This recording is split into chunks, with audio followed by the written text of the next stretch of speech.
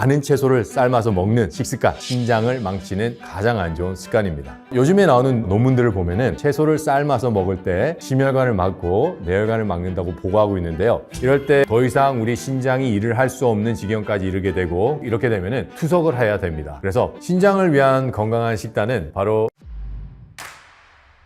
안녕하세요. 건강구조대 구독자 여러분, 김병재 박사입니다. 최근 들어 데이터를 보면은 만성 콩팥병이 급증하고 있습니다. 어느 한 데이터에 보면은 근 10년 새에 만성 신장 질환의 환자가 2배 정도 증가했다는 데이터도 있는데, 가장 큰 원인은 바로 당뇨와 고혈압입니다. 그 원인은 혈관 막힘으로부터 오기 때문입니다. 당뇨병과 고혈압을 자세히 살펴보면은 혈액을 오염시키고 혈관을 점점 막아나가는 질환인데, 이 질환의 원인인 혈액과 혈관을 해결하지 않는다면은 가장 많이 피해를 입는 장기들은 혈관이 징집되어 있는 장기들입니다. 그 중에 대표적인 것이 바로 신장입니다. 신장은 우리가 핏덩어리라고 얘기하는 장기인 만큼 모세혈관이 징집되어 있고, 그쪽으로 가는 혈액이 계속 오염이 되고 혈관이 계속 막힌다면은 만성신장 질환은 계속해서 증가할 수밖에 없고요. 그렇기 때문에 우리가 원인을 해결하지 않는 당뇨, 원인을 해결하지 않는 고혈압이 만성신장 질환을 증가시키는 가장 큰 원인입니다. 만성 콩팥병 나이대별 발생 추이는 보통 당뇨와 고혈압의 합병증으로 오기 때문에 50대부터 시작해서 60대에 가장 많고요. 그리고 70대, 80대까지 이어집니다. 요즘에는 염증이 베이스된 질병인 사구체 신염이나 또 다른 신장의 염증을 일으킬 수 있는 만성 염증의 질병으로 인해서 20대, 30대에도 흔히 볼 수 있는 질병이 됐고요. 얼마 전에는 10대들의 콩팥병을 가진 환자들도 요즘에는 심심치 않게 볼 수가 있습니다. 하지만 가장 많은 환자들은 50대부터 70대입니다.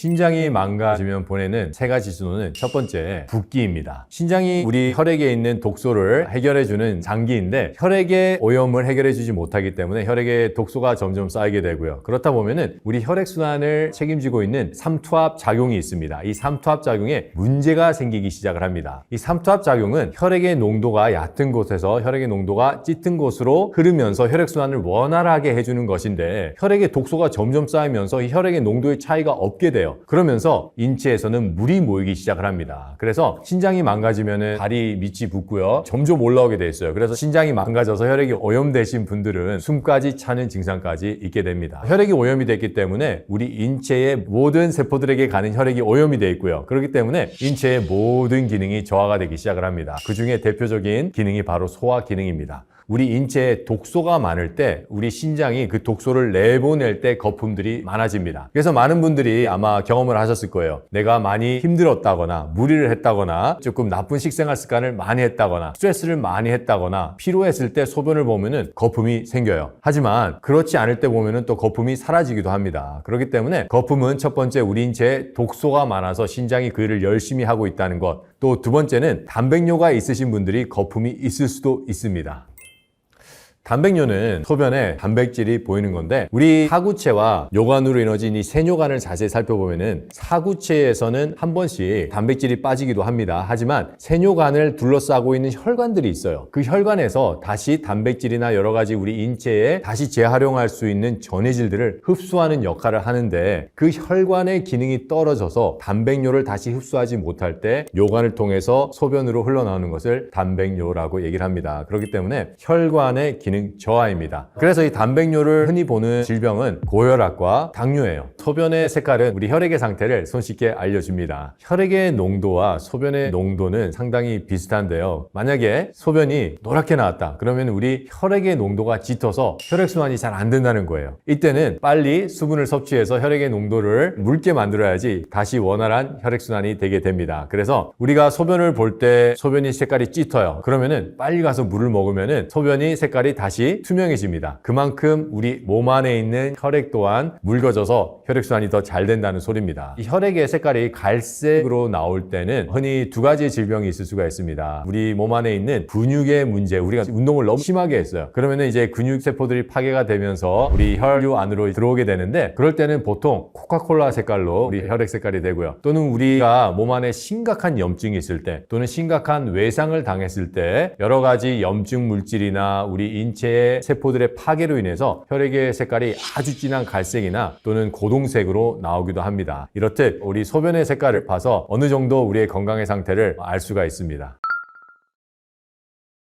우리 콩팥은 인체의 해독기관입니다. 우리 인체의 해독기관을 보면은 크게 두 가지가 있어요. 간이 있고요, 신장이 있는데, 간은 우리 장기에 있는 독소들을 해독을 해서 대변으로 보내는 역할을 하고요, 신장은 인체에서 만들어지는 여러 가지 독소들을 해결해서 소변으로 내보내는 일을 합니다. 이렇게 되면은 우리 인체에 있는 가장 중요한 해독기관 중에 하나인 신장이 망가지기 때문에 혈액에 점점 독소가 차이게 됩니다. 그리고 같이 해독 역할을 하던 간의 기능의 과부하로 인해서 간의 기능 또한 점점 떨어지게 됩니다. 이렇게 돼서 신장이 나쁜 사람은 간 기능도 저하가 된다고 보는 게 맞습니다. 물론 병원에 가서 수치로 나타날 때까지는 어느 정도의 시간이 걸리지만은 우리 인체를 살펴보면은 신장 기능이 나빠지면은 간 기능은 나빠질 수밖에 없습니다. 이렇게 두 해독기관이 망가짐으로 인해서 우리 인체는 점점 독이 쌓이게 됩니다. 그래서 혈액이 산독화되기 시작을 하고요, 이 산독화된 혈액이 우리의 전신을 돌면서 우리 인체의 구석구석에 문제를 일으키기 시작합니다. 그 중에 가장 많이 피해를 입는 장기가 바로 심장입니다. 심장은 우리 몸에서 혈액의 순환을 담당지는 순환기의 가장 중요한 장기 중에 하나인데, 안 그래도 혈액 오염 때문에 문제인데 이제는 순환기조차가 문제가 돼서 혈액순환이 더욱더 저하하게 됩니다. 그러면은 우리 인체에 군데군데 염증 반응들이 일어나고 독소 반응들이 일어나기 시작을 합니다. 그래서 무릎이 아프고 관절이 아프고 피부가 간지럽고, 이렇다가 나중에는 우리 혈액에 점점 독소가 쌓이면서 호르몬 개체에 문제가 생기기 시작을 하고요, 이로 인해서 뼈에 여러 가지 문제들이 생깁니다. 골다공증부터 시작해서 뼈가 점점 약해지기 시작을 하고요, 이 상태로 계속 진행되다 보면은 더 이상 우리 신장이 일을 할 수 없는 지경까지 이르게 되고, 이렇게 되면은 투석을 해야 됩니다. 투석을 하시게 되면은 일주일에 3번, 많게는 일주일에 4-5번까지도 하시는데, 삶의 질만 떨어지는 게 아니라 사망률 또한 증가하게 되어 있습니다. 이렇듯 만성신장질환은 우리 인체에 아주 심각한 결과를 만들어내는 심각한 질병입니다. 가장 기억에 남는 환자분들은 너무 늦게 오신 환자분들입니다. 신장이 어느 정도 기능을 갖고 있다면은 우리가 충분히 그 기능을 살릴 수 있는 여러 가지 방법들이 있습니다. 하지만 너무 늦게 오시면은 뭘 드시고 싶어 하지도 않고 제대로 신진대사가 일어나는 장기가 하나도 없기 때문에 고치기가 너무 힘듭니다. 그렇기 때문에 신장 질환이 있다, 신장 질환의 심각성을 깨우치시고 하루 빨리 치료의 방법을 찾아 나가셔야 됩니다. 이게 예방이 가장 중요한 치료입니다. 그렇기 때문에 너무 늦게까지 방치하지 마세요. 제가 가장 안타까운 사연들이 이러한 신장 질환을 빨리 캐치하지 못하시거나 피검사에서 신장 질환이 진행이 되고 있는데도 같이 이걸 하시는 의사 선생님들이 거기에 대해서 심각성을 깨우쳐 주지 못하거나 할 때, 많은 환자분들이 그냥 의사 선생님이 아무 말도 안 하니까 괜찮다라고 생각을 하시는데 그렇지 않습니다. 그래서 빨리 치료하시는 게 가장 좋습니다.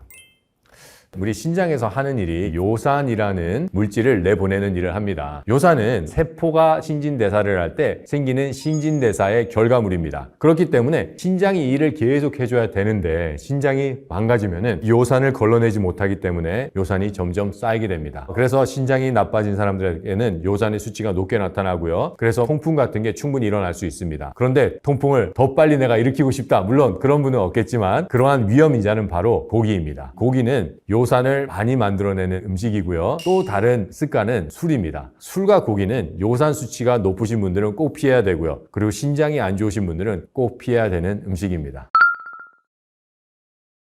건강한 신장을 만들기 위해서 꼭 챙겨 먹어야 되는 거는 바로 신과일인데요. 신과일에는 우리 활성산소를 없앨 수 있는 강력한 항산화 효소인 셀레늄도 풍부하고 아연도 있고 비타민C, 비타민 E 이런 것들이 풍부해요. 그래서 우리 인체에 있는 활성산소를 그 무엇보다도 효과적으로 해결할 수 있고요. 또한 유기산이 아주 풍부합니다. 우리가 혈관이 막혔다는 것을 자세히 보면은 혈관을 막는 가장 중요한 3가지 요소는 바로 석회와 점액질 그리고 이물질입니다. 이 석회와 점액질, 이물질은 우리 인체에 투입을 하는 겁니다. 즉 식생활에서 왔다는 건데, 이러한 것들을 가장 잘 해결할 수 있는 것 또한 유기산입니다. 제가 어릴 때 보면은 연탄 보일러를 뗐을 시절이에요. 그때 보면은 한 번씩 보일러 관이 막혀서 방이 한 군데는 차갑고 다른 데는 따뜻하고 또 차가운 곳들이 몇 군데가 있어요. 이럴 때 우리가 기술자 분을 부르면은 그분이 와서 구연산을 넣고 보일러 관을 확 돌립니다. 그러면은 반나절 지나면은 방 모든 곳이 골고루 따뜻하게 됩니다. 우리 혈관의 상태도 마찬가지입니다.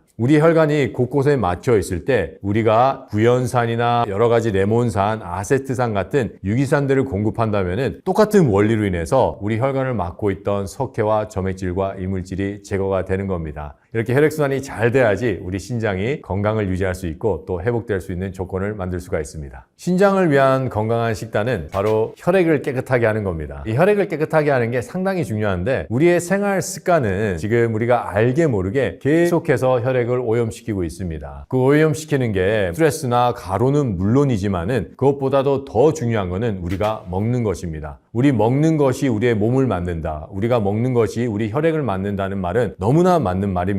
우리 인체에 활성산소를 공급하는 튀김이나 가공된 탄수화물, 그리고 우리 혈관을 막는 삶은 섬유질 위주, 즉 화식 위주의 식생활들은 우리 혈액을 급속하게 오염시키고 그리고 혈관을 막는 역할을 합니다. 그렇기 때문에 우리가 식생활을 할 때 하나하나씩 바꿔나가는 것이 상당히 좋습니다. 튀김, 가공탄수화물부터 식단에서 하나씩 없애보세요. 그리고 우리는 지금까지 우리 혈관을 막는 산화미네랄을 많이 보내는 식생활 습관에 위주로 했는데 이제 그거를 약간의 생채소로 점점 많아지는 생식의 습관을 조금씩 들여보신다면은 여러분들이 몸소 느낄 겁니다. 내 몸의 컨디션이 회복이 되고 몸이 가벼워지고 그 전에 필요했던 것이 훨씬 현저하게 줄어들기 시작을 하고 내 생각하는 것이 더 또렷해지기 시작을 합니다. 이거는 바로 내 혈액의 오염이 돼서 혈액이 정화되고 있다는 것을 내 몸이 느끼는 겁니다. 이러한 생활 습관들이 여러분들의 신장을 건강하게 유지시켜주고 신장을 다시 되돌리는 생활 습관입니다.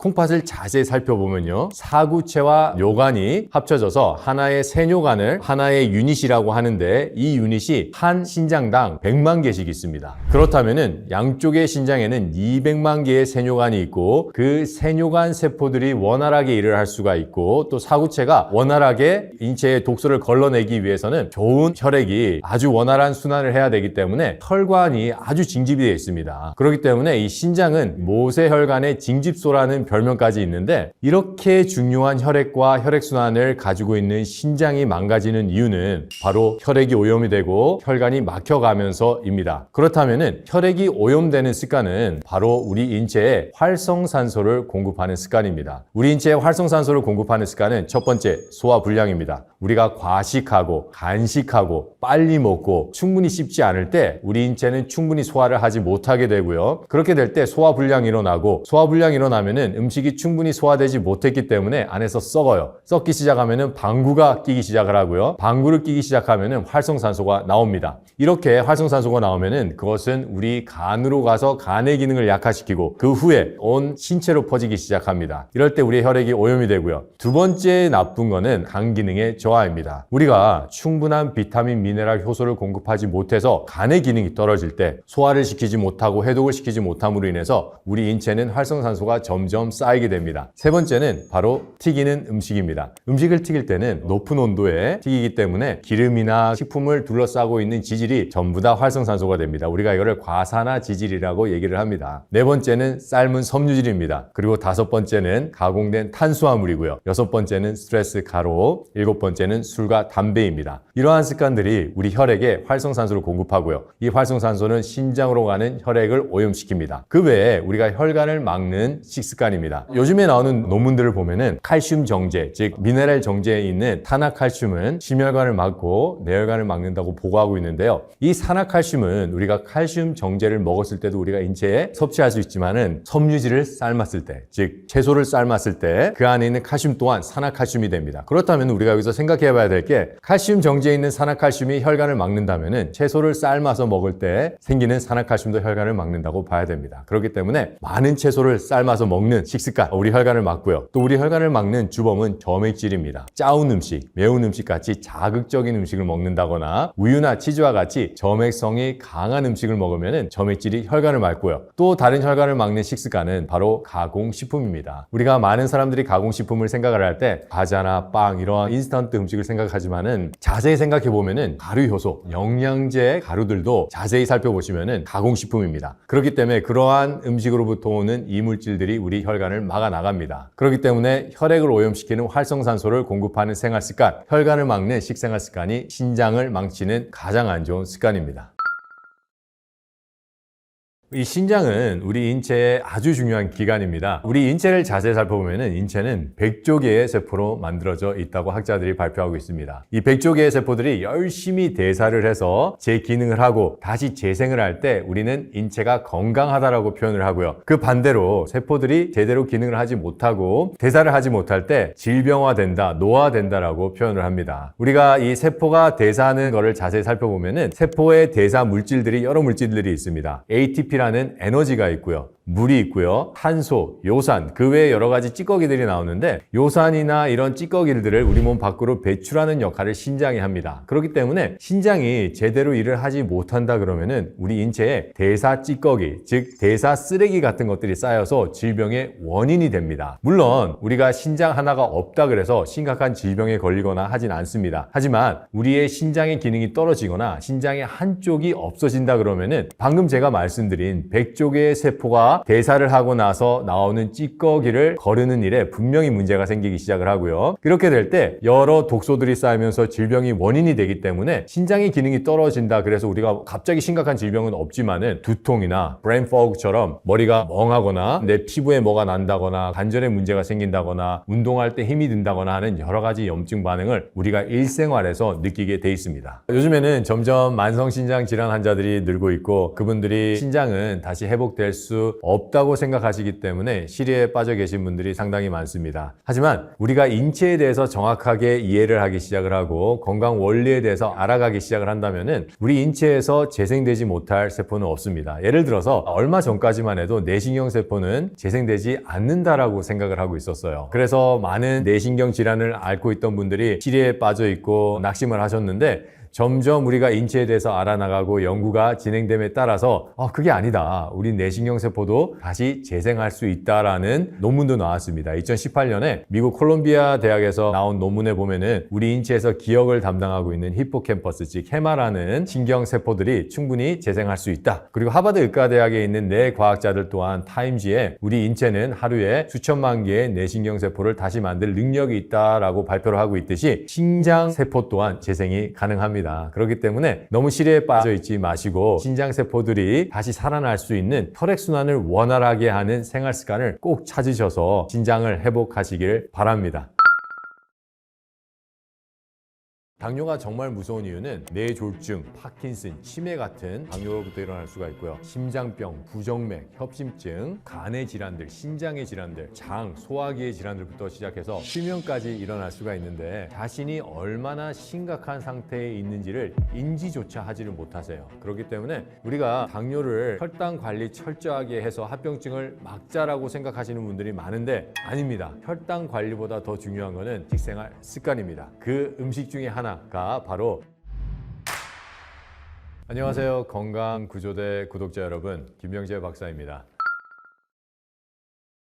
제가 지금까지 본 당뇨 환자들은 적어도 5,000명은 넘을 것 같습니다. 이렇게 당뇨 환자들이 점점 급증하고 있습니다. 그래서 제가 보스턴 병원에서 보는 환자들은 거의 다 당뇨가 있고요. 또 한국에 나와서 여러 당뇨 환자분들과 상담을 통해서 도와드리고 있을 때도 제가 점점 보는 것은 당뇨의 환자의 수가 점점 늘고 또 연령대 또한 점점 낮아지는 것을 보고 있습니다. 심각했던 환자분들은 생각보다 상당히 많습니다. 다리에 괴사가 일어나고 당뇨 합병증으로 인해서 뇌졸중이 일어나서 반신불수가 돼서 활동하는 데 아주 불편함을 느끼신 분들이거나 아니면 당뇨로 인해서 심각한 합병증 때문에 투석까지 하신 분들 또는 손발이 계속 저려서 그 고통 때문에 일생생활에 큰 지장을 받으신 분들 이런 분들 너무나 많이 보게 되는데 제가 가장 안타까운 사연들은 당뇨가 점점 진행됨에 따라서 많은 분들이 우울증이나 불안증이 같이 오게 됩니다. 이 우울증이 오고 불안증이 오고 우리 뇌신경세포로 가는 혈액순환이 계속 저하가 돼서 뇌신경세포의 장애들이 일어나게 되면은 자신이 얼마나 심각한 상태에 있는지를 인지조차 하지를 못하세요. 그래서 당뇨 환자들을 볼 때 자신이 있는 심각한 상태를 인지하지 못하시고 계속해서 방치해 두셨던 분들이 가장 안타깝습니다. 그리고 그런 분들을 치료하려고 그럴 때 그런 분들이 얼마나 심각한 상태에 있는지를 인지시키고 설득하는 것 또한 상당히 힘듭니다. 그래서 어떤 환자들은 자신의 다리가 썩어가고 있고 손가락이 점점 괴사되고 있는데도 자신은 괜찮다라고 생각하는 분들이 있고요.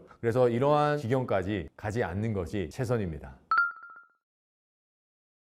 당뇨가 정말 무서운 이유는 당뇨는 머리부터 발끝까지 전부 다 합병증을 일으킵니다. 뇌졸중, 파킨슨, 치매 같은 당뇨로부터 일어날 수가 있고요. 심장병, 부정맥, 협심증, 그리고 간의 질환들, 신장의 질환들, 장, 소화기의 질환들부터 시작해서 방광에 있는 질환들까지 만들어냅니다. 그리고 각종 혈관을 다 막음으로 인해서 우리의 근골격계, 즉 관절과 인대, 말초신경 병까지 일으켜서 우리의 감각을 점점 둔하게 만들고 나중에는 아파요. 계속 통증이 일어납니다. 그리고 더 나아가서는 괴사를 시켜서 우리 하지를 절단하든지 이런 심각한 질병들이 일어나게 됩니다. 그리고 당뇨로 인해서 실명까지 일어날 수가 있는데, 우리가 눈의 구조를 자세히 살펴보면은 눈은 모세혈관이 빡빡하게 들어가 있는 장기입니다. 당뇨는 혈관 막힘으로 인해서 혈관 막힘으로 끝난다라는 질병인데, 그렇기 때문에 눈으로 가는 모세혈관을 막기 시작해요. 그러면은 망막에 문제가 생기기 시작을 합니다. 당뇨성 망막 질환은 우리 실명을 일으키는 세계에서 가장 심각한 요인 중에 하나입니다. 그렇기 때문에 우리가 당뇨를 그냥 혈당만 생각해서 혈당 관리 철저하게 해서 합병증을 막자라고 생각하시는 분들이 많은데 아닙니다.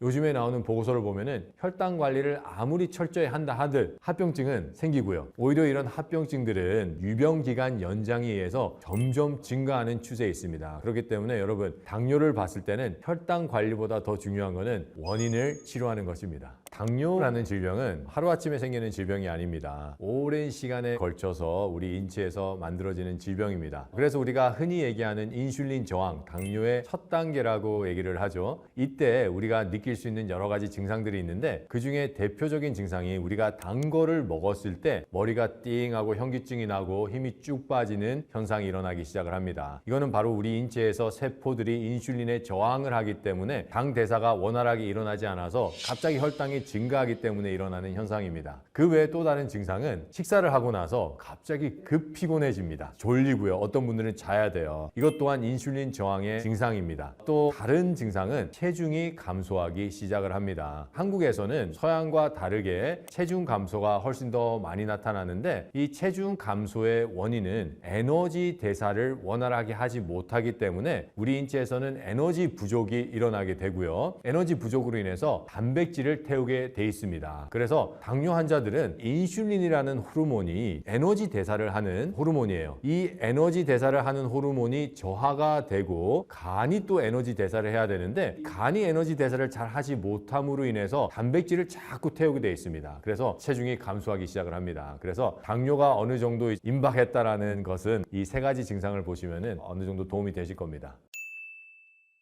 이 마른 당뇨는 당뇨와 에너지 대사는 아주 밀접한 연관이 있습니다. 당뇨에 걸리게 되면은 에너지 대사에 문제가 생기기 시작을 하고요. 그래서 인체에서는 에너지 부족 상태로 가게 돼 있습니다. 왜냐면은 당뇨가 생기면은 에너지를 태워서 우리 인체에 써야 되는데 그 일을 하지 못하고 자꾸만 저장을 하고 또 혈당으로 만들어내서 그 당이 우리가 인체에서 쓸 수 없는 상태의 당이 돼 있기 때문에 에너지가 계속 부족한 거예요. 인체는 숨만 쉬어도 에너지를 소비하게끔 만들어져 있습니다. 그렇기 때문에 에너지가 부족하기 때문에 인체는 단백질을 태우고 계속해서 살이 빠집니다. 그래서 우리 한국에서는 마른 당뇨가 상당히 많은 이유가 그것 때문에 그렇습니다.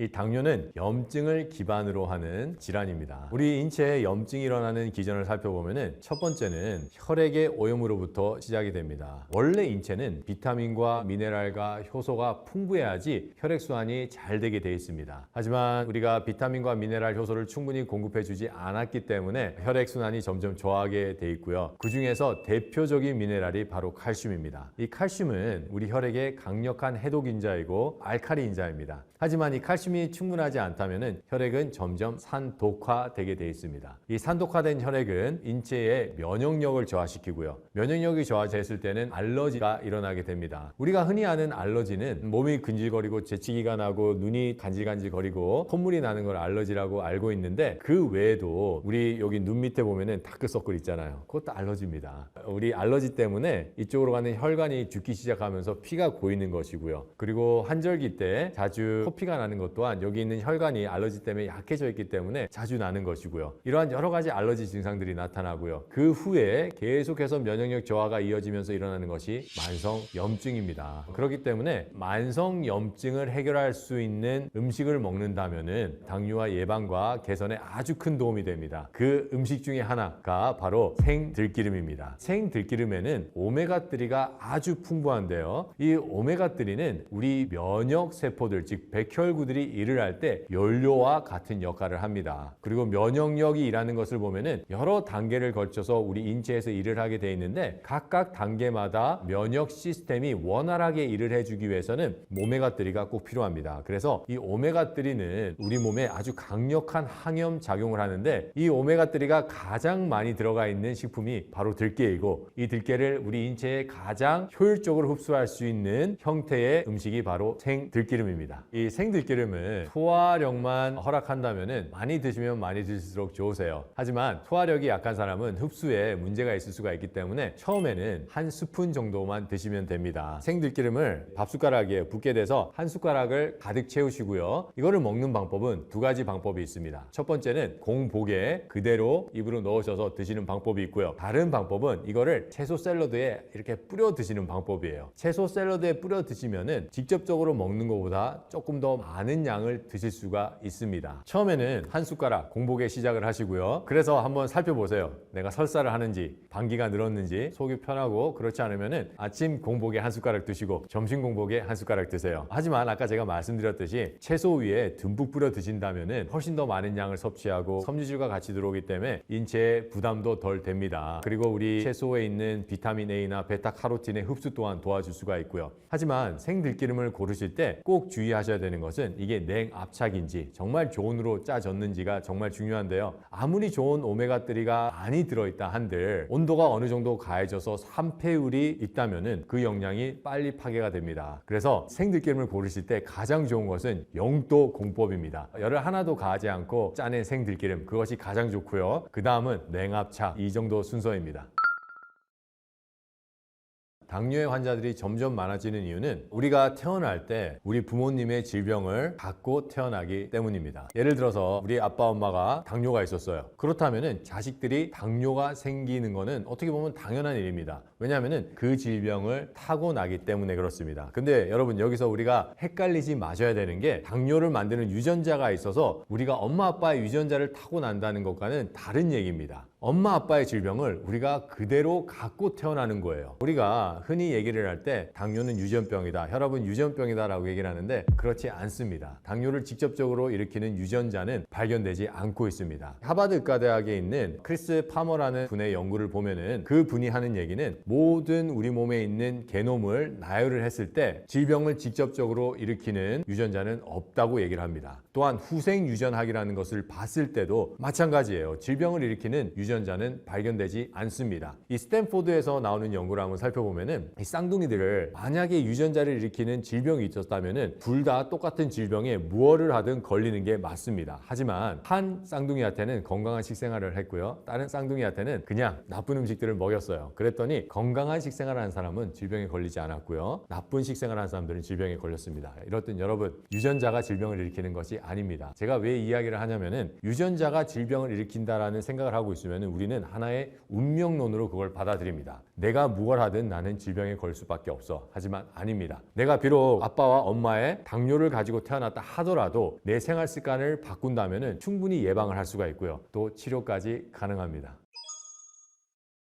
우리가 혈당 스파이크가 자주 오면은 당뇨의 원인이 된다라고 생각하시는 분들이 많은데 여기에 대한 연구들을 살펴보면은 혈당 스파이크가 직접적으로 당뇨를 일으키는데 상관관계가 없다라는 논문들이 더 많습니다. 우리가 아무리 혈당 관리를 철저히 한다 한들 합병증은 온다는 겁니다. 그렇기 때문에 당뇨라는 질병의 증상이 혈당이 치는 것이지 그것이 원인이 아니라는 겁니다. 내가 혈당 스파이크가 올라가고 있다는 것은 벌써 내 몸에서 당을 컨트롤할 수 있는 능력을 상실해 가고 있다는 것을 의미합니다. 그렇다면은 우리가 그 질병의 증상에 자꾸만 몰두할 게 아니라 질병의 원인을 해결하기 위해서 더 포커스를 해야 된다는 겁니다.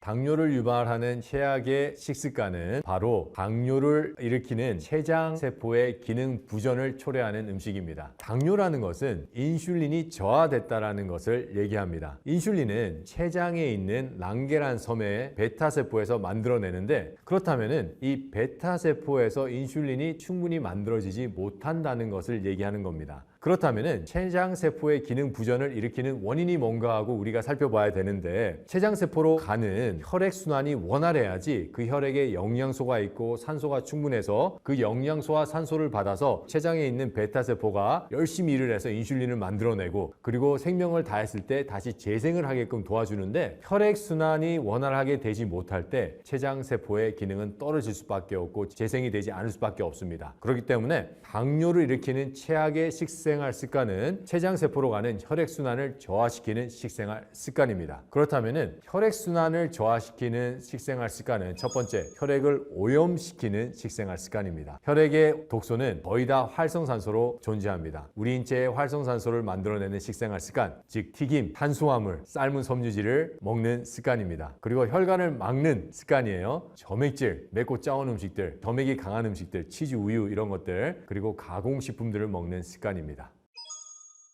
우리가 채소를 먹는 목적은 비타민, 미네랄, 섬유소를 섭취하기 위해서입니다. 그런데 우리가 이거를 딱 삶아 버리잖아요. 그러면은 그 안에 있는 미네랄들이 변형이 되게 돼 있어요. 우리가 흔히 가열을 하면은 연소 반응이 일어납니다. 채소에 있는 각종 미네랄에 산소들이 결합하게 되고 이것들은 산화된 미네랄이 됩니다. 그래서 논문들을 살펴보면은 칼슘 정제에 있는 산화칼슘이 혈관을 막는다라고 얘기를 하는데, 채소를 삶아서 만들어지는 산화칼슘 또한 혈관을 막을 수밖에 없습니다. 왜냐하면 그 산화칼슘이 채소를 삶았을 때 나오는 산화칼슘과 같은 산화칼슘이기 때문입니다. 혈관을 막기 때문에 삶은 채소는 좋지 않고요. 하지만 생채소를 먹게 된다면 혈관을 막을 염려도 없을 뿐만 아니라 그 안에 있는 미네랄과 비타민과 효소가 살아있는 상태로 우리 인체에 들어와서 신진대사를 원활하게 해줍니다. 요즘에는 이 혈당에 대한 관심이 많기 때문에 많은 사람들이 대체당이나 아니면 혈당을 좀 줄이려는 노력을 많이 하고 있습니다. 그 중에서 이제 대체당을 얘기하면은 제로 탄산음료들, 뭐 알룰로스, 스테비아 같은 것들을 많이 드시는데, 요즘에 나온 연구들을 한번 살펴볼게요. 대체당을 먹은 그룹과 그렇지 않는 그룹을 비교해 봤을 때, 대체당을 먹었을 때는 아침에 혈당은 올라가지 않았어요. 그냥 보통 일반 당을 먹은 사람들은 아침에 혈당 올라갔어요. 그리고 나서 점심에 혈당을 비교해 봤을 때 대체당을 먹은 사람들의 혈당은 식사 전인데도 2배 이상 떠 있었고요. 그냥 일반 당을 먹은 사람들은 혈당이 올라가긴 갔지만은 그거를 유지하는 모습을 보였습니다. 그렇기 때문에 대체당이 우리가 눈앞에 보았을 때는 당장 혈당을 낮추는 것처럼 보이지만은 우리 인체에 있어서는 훨씬 더 나쁜 영향을 끼친다는 것을 알 수가 있었고요. 또 다른 연구를 보면은 당 관리를 열심히 시켰어요. 대체당을 먹게 한 그룹이 있었고요. 또 다른 그룹은 그냥 일반 식생활을 시켰습니다. 그렇게 4년을 연구했을 때 대체당을 먹은 그룹이 훨씬 더 당뇨에 많이 걸렸다는 연구가 있습니다. 그렇기 때문에 우리가 흔히 혈당 관리를 위해서 대체당을 많이 먹지만은 대체당이 우리 인체에 끼치는 영향은 훨씬 더 안 좋다는 연구 결과들이 나오고 있습니다.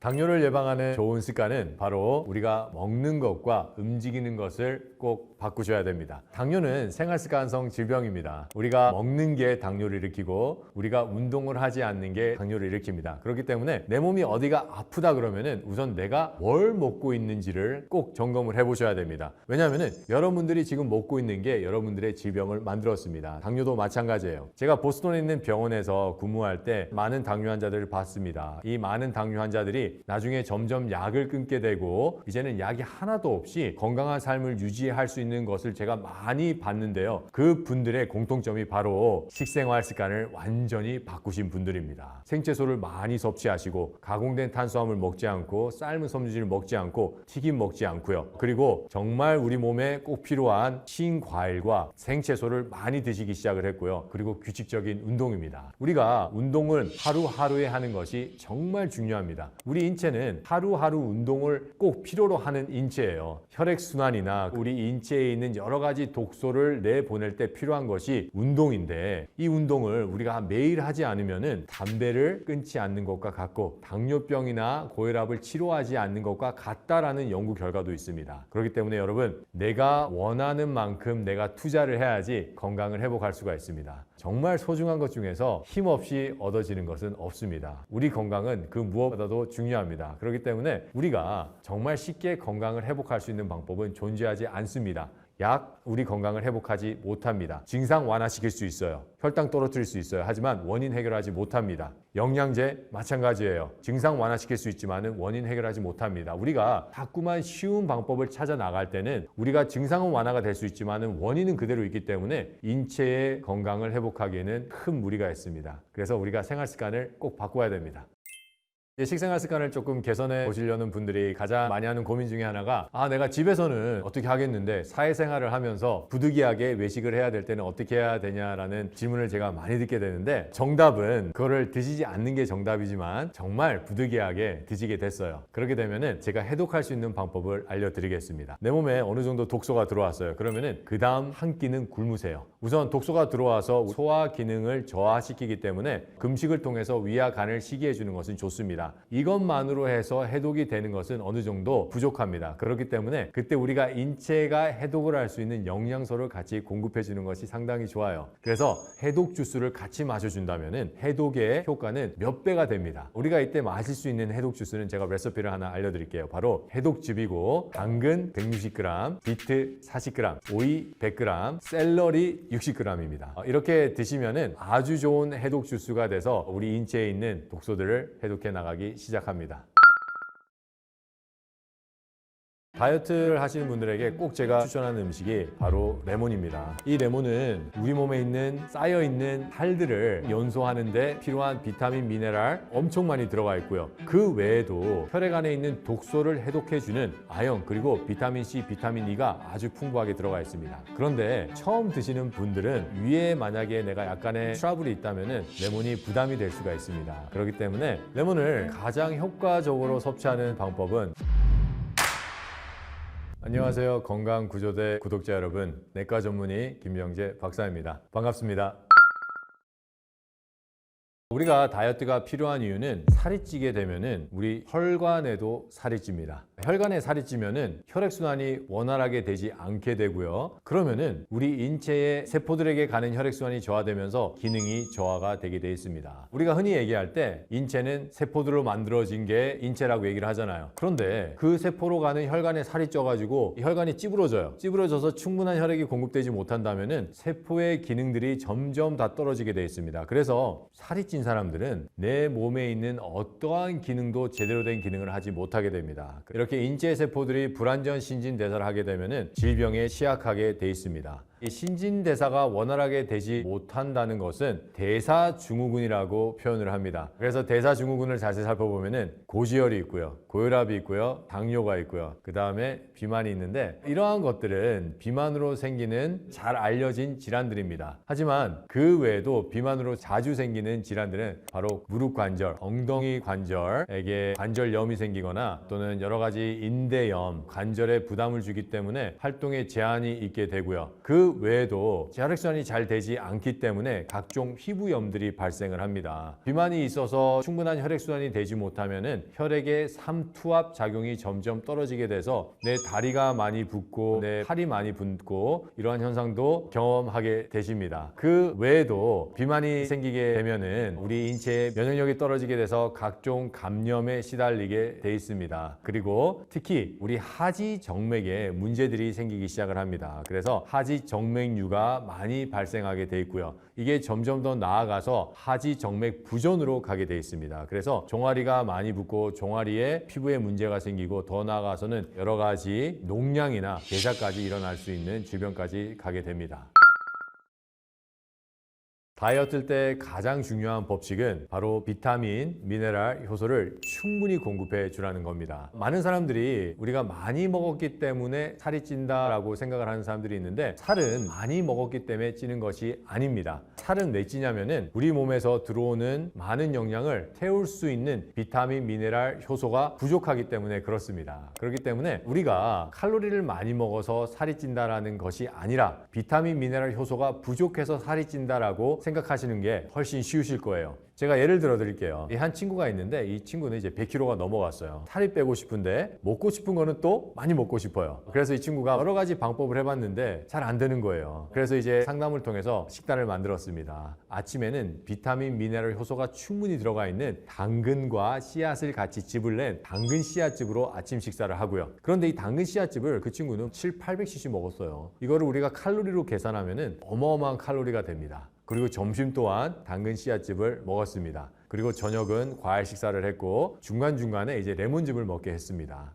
이렇게 했을 때 4개월 만에 50kg 감량이 이루어졌고요. 그런데 여기서 우리가 살펴볼 수 있는 것은 칼로리 제한 안 했어요. 하지만 비타민, 미네랄 효소 충분히 공급했고요. 레몬 또한 충분히 공급했습니다. 그렇기 때문에 살을 빼기 위해서는 비타민, 미네랄 효소를 충분히 공급하고 그거를 태울 수 있는 조건을 만들고 그리고 태우기 위해서 운동을 하시면 살은 아주 효과적으로 빠집니다. 다이어트를 하시는 분들에게 꼭 제가 추천하는 음식이 바로 레몬입니다. 이 레몬은 직접적으로 지방을 분해하고 녹여내는 역할을 한다는 연구도 많이 있듯이 다이어트에 아주 효과적인 음식입니다. 하지만 그 외에도 우리 몸에 있는 쌓여있는 살들을 연소하는 데 필요한 비타민, 미네랄 엄청 많이 들어가 있고요. 그 외에도 대사를 원활하게 하기 위해서는 혈액순환이 아주 잘 돼야 되는데 그 혈액순환을 아주 잘 되게 할 수 있는 모든 영양소가 이 레몬에 들어가 있습니다. 대표적인 것이 바로 유기산입니다. 이 유기산은 우리 인체의 혈액순환을 그 무엇보다도 원활하게 해주는 역할을 하는데 그 유기산이 레몬에는 9종류 정도의 유기산이 들어가 있고요. 그 외에도 혈액순환이 원활하게 될 수 있도록 혈액 안에 있는 독소를 해독해주는 강력한 셀레니엄, 아연, 그리고 비타민C, 비타민 E가 아주 풍부하게 들어가 있습니다. 그렇기 때문에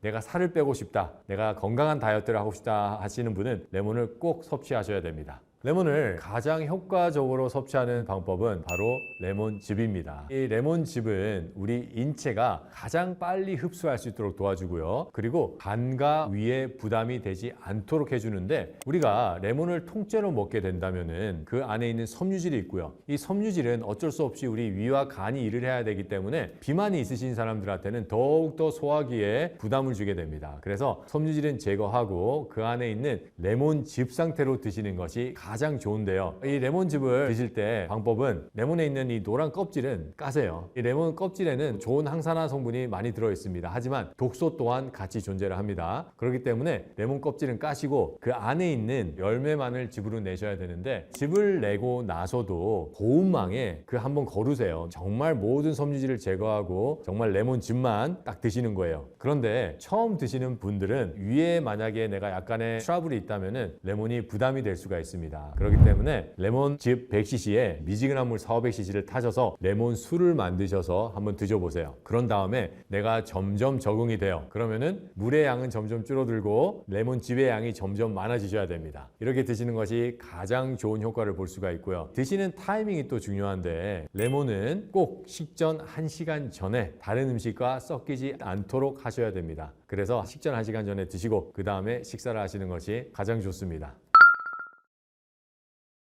레몬과 같이 먹으면 좋은 음식이 있습니다. 그건 바로 신과일인데 오렌지나 사과, 자몽입니다. 예를 들어서 오렌지와 레몬을 같이 섞어 드시게 된다면 오렌지와 있는 항산화 효소와 레몬에 있는 항산화 효소가 합쳐져서 엄청난 시너지 효과를 내서 항산화 지수가 증가하게 되어 있습니다. 그리고 또 맛도 좋아져요. 또 우리가 맛만 생각한다면 레몬과 사과를 한번 섞어서 드셔보세요. 그러면 엄청나게 훨씬 더 상큼한 느낌을 가질 수가 있습니다. 많은 분들이 레몬을 드실 때 레몬 청을 드시는 분들이 있는데 이거는 좋지 않는 궁합입니다. 왜냐하면은 레몬은 신과일이에요. 신과일은 우리 위장에 들어와서 당과일이나 다른 당분보다 조금 더 많은 소화 시간이 필요합니다. 우리 위장에서 소장으로 빠져나가는 첫 번째 단계가 이 유문이라는 단계인데 우리가 위장에 어떤 음식물이 들어오면은 유문은 딱 이렇게 닫혀 있어요. 그리고 어느 정도 소화가 돼야지 유문이 열리면서 십이지장 즉 소장으로 빠져나가게끔 되어 있는데 유문이 열리는 신호는 얼마나 충분히 당분화가 됐느냐입니다. 그렇기 때문에 내가 단 음식과 신 음식을 같이 먹으면은 단 음식은 당분화가 빨리 되잖아요. 설탕이나 알룰로스 이런 것들은. 그렇기 때문에 레몬이 충분히 위에서 빠져나갈 준비가 안 돼 있는데 같이 빠져나가게 되면서 소화에 문제가 생기게 됩니다. 그렇기 때문에 레몬을 드실 때는 레몬청이나 어떠한 대체당으로 섞어서 드시는 것은 좋지 않습니다. 레몬을 처음 드시는 분들은 주의해야 될 사항이 만약에 내가 위염이 있거나 위궤양이 있으신 분들은 처음부터 다음부터 레몬즙을 드시면 안 됩니다. 왜냐하면 레몬이 위염을 일으키거나 위궤양을 일으키진 않습니다. 오히려 그 반대예요. 그리고 위의 산도가 레몬의 산도보다 훨씬 더 낮기 때문에 직접적으로 더 나쁜 영향을 끼치지는 않지만은 위염이나 위궤양이 있을 때 레몬을 먹으면은 쓰릴 수밖에 없어요. 한번 생각을 해봐요. 만약에 여기 상처가 있을 때 우리가 레몬을 거기 붓는다고 생각을 해봐요. 엄청 따갑겠죠. 마찬가지예요. 우리가 위염이나 위궤양이 있을 때 레몬이 들어가면은 따가울 수밖에 없습니다. 그렇기 때문에 내가 위염이 있거나 위궤양이 있다, 그런 분들은 레몬부터 드시지 마시고요. 그런 분들을 위해서는 오렌지 주스 한 2주 정도 한번 드셔보세요. 그러면은 많은 분들이 속쓰림이 완화가 되고 위염 증상 이런 것들이 많이 완화가 되세요. 그런 다음에 아까 제가 알려드린 방법대로 4대1이나 5대1의 비율로 레몬즙을 짜서 미지근한 물과 섞어서 드셔보시고, 그런 다음에 괜찮잖아요? 그러면은 물의 양은 점점 줄어들고 레몬즙의 양은 점점 늘어나는 겁니다. 오렌지 주스는 집에서 직접 짠 오렌지 주스를 꼭 드셔야 됩니다. 슈퍼마켓에서 파는 오렌지 주스나 다른 형태로 가공된 오렌지 주스는 우리 인체에 들어와서 대체당과 비슷한 역할을 합니다. 그렇기 때문에 꼭 집에서 짠 생즙, 오렌지즙 드셔야 됩니다. 좋은 레몬 고르는 방법은 알이 큰 거를 고릅니다. 왜냐하면 알이 큰 것이 안에 열매가 더 든실하고 열매가 든실할수록 더 좋은 영양이 있기 때문에 그렇습니다. 그리고 껍질이 좀 얇고 윤기가 있는 것들이 훨씬 좋고요. 껍질이 두꺼운 것들은 안에를 열어보시면은 보통 과즙이 적게 들었다거나 말라 있는 것을 볼 수가 있습니다. 그래서 크고 껍질이 얇은 것들이 좋은 레몬입니다.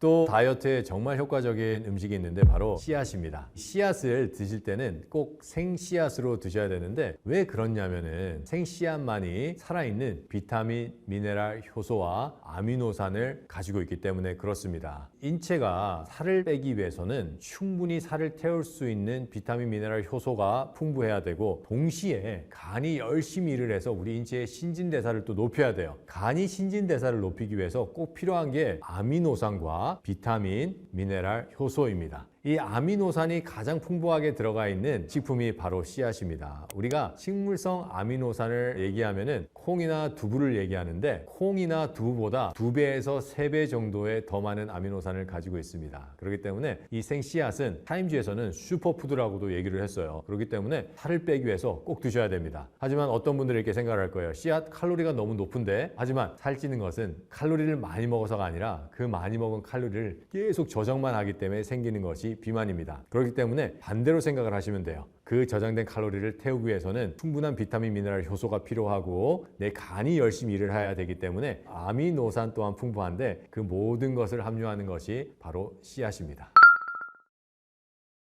가장 나쁜 음식은 단 음식입니다. 우리가 단 음식을 먹게 될 때 인체에서 비타민과 미네랄 효소를 가장 효과적으로 내보내게 돼 있습니다. 안 그래도 우리는 충분한 비타민, 미네랄 효소를 먹지 않아서 계속해서 저장만 해서 살을 찌우는데, 거기에 단 음식까지 먹는다면은 그나마 있었던 비타민, 미네랄 효소까지 방출이 되게 돼 있습니다. 그렇기 때문에 그 무엇보다도 더 빨리 살을 찌우는 음식입니다. 두 번째 음식은 바로 짠 음식입니다. 우리가 짠 음식을 먹게 된다면은 인체에서는 점액질이 생기게 돼 있습니다. 이 점액질은 혈액순환을 저하게 만들고 혈관을 막는 역할을 함으로 인해서 인체의 대사의 능력을 떨어뜨리고, 이때 충분히 우리 인체는 에너지를 태우지 못함으로 인해서 점점 살을 찌우게 됩니다.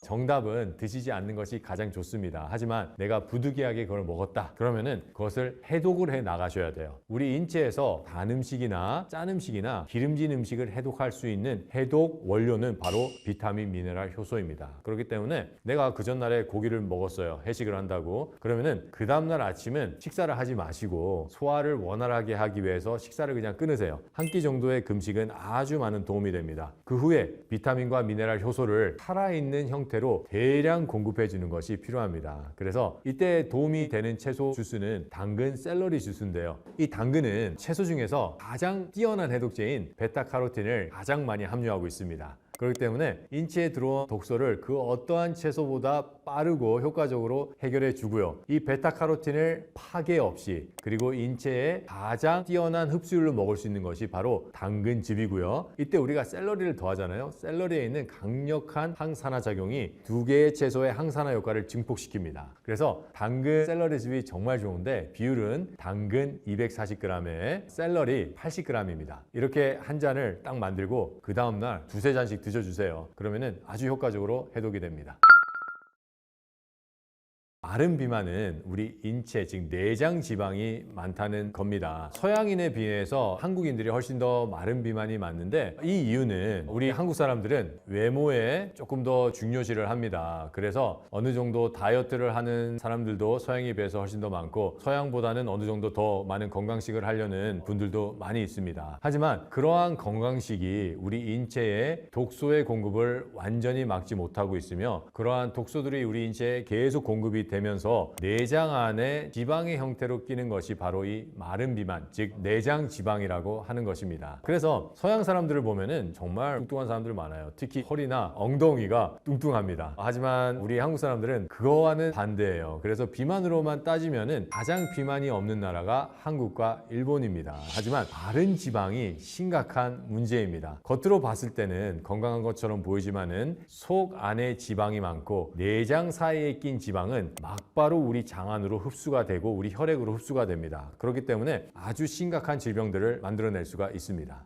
다이어트를 시작할 때 가장 중요한 거는 식습관입니다. 그리고 그 식습관을 따라주기 위해서는 운동이 꼭 있어줘야 됩니다. 저는 요즘에 일부러 좀 살을 빼고 있어요. 이제 50대를 준비해야 되기 때문에 살을 빼고 있는데 제가 하고 있는 식단을 잠시 말씀을 드릴게요. 저는 이 식단을 통해서 거의 10kg 정도를 뺐는데 왜 제가 50대를 준비하냐면은 50대에 가까워오면 가까울수록 우리 인체는 슬림해져야 됩니다. 우리 인체에는 여러 가지 지방이나 이런 것들이 독소의 생성 을 촉진시키기 때문에 인체에서 지방률을 좀 많이 줄이고요. 그리고 근육을 만들어야 되는데 이렇게 커지는 근육이 아니라 내 몸에 쫙 달라붙는 몸에 붙는 근육을 만들어야 됩니다. 그래서 제가 지금 그걸 열심히 하고 있는데 저는 이렇게 해요. 아침에 일어나자마자 비타민, 미네랄, 효소가 충분히 들어가 있고 우리 혈액순환을 도와서 신진대사를 도울 수 있는 유기산이 풍부한 신과일 주스를 저는 한 800cc에서 1리터까지 마십니다. 모든 분들이 이렇게까지 마실 수는 없으세요. 왜냐면은 저는 오랫동안 주스를 마셔왔기 때문에 그 정도 소화기에 기능이 거기에 맞춰져 있습니다. 그 에너지를 가지고 달리기를 시작합니다. 달리기를 저는 한 30분에서 길게는 50분까지 합니다. 그런 다음에 집에 와서 당근 씨앗즙을 한 800cc를 가지고 짐으로 갑니다. 짐으로 가서 근력 운동을 합니다. 근력 운동을 할 때 저는 무거운 걸 들지 않습니다. 제 인체에 살짝 부담이 될 수 있는 거를 여러 번 들어요. 그래서 몸에 딱 근육이 달라붙을 수 있도록 그때 당근 씨앗즙을 먹습니다. 그러면은 당근 씨앗즙에 있는 비타민, 미네랄, 효소와 아미노산이 간의 대사를 도울 뿐만 아니라 우리 인체에 있는 불필요한 지방을 태우고요. 또 충분한 영양과 에너지를 공급해서 우리가 운동할 때 지치지 않고 근육 생성에 아주 큰 도움을 줍니다. 우리가 흔히 운동을 할 때 먹는 단백질 쉐이크, 이거를 우리가 면밀히 살펴보면은 그것 또한